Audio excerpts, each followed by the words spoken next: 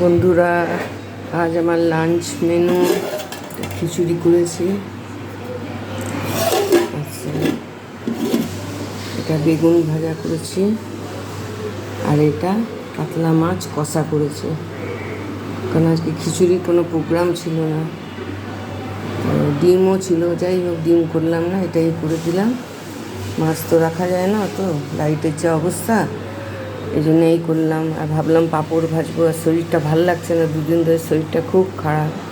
এই জন্য পাঁপড়টা কালকের অনেক চচ্চড়িও আছে, অনেকটা কুমড়ো ডাঁটার চচ্চড়ি করেছিলাম কাল, সেটাও আছে। এই জন্য আর ভাত আর খিচুড়ির মধ্যে আলুও দিয়ে দিয়েছি ছোটো ছোটো। হ্যাঁ, গোবিন্দভোগ চালের খিচুড়ি করেছি এটা। এই আজ আমার লাঞ্চ মেনু। তোমাদের এই ওয়েদারে কি লাঞ্চ মেনু হয়েছে জানিও। রান্নাগুলো পছন্দ হলে একটা লাইক আর শেয়ার করে দিও। আজ তাহলে এই পর্যন্ত।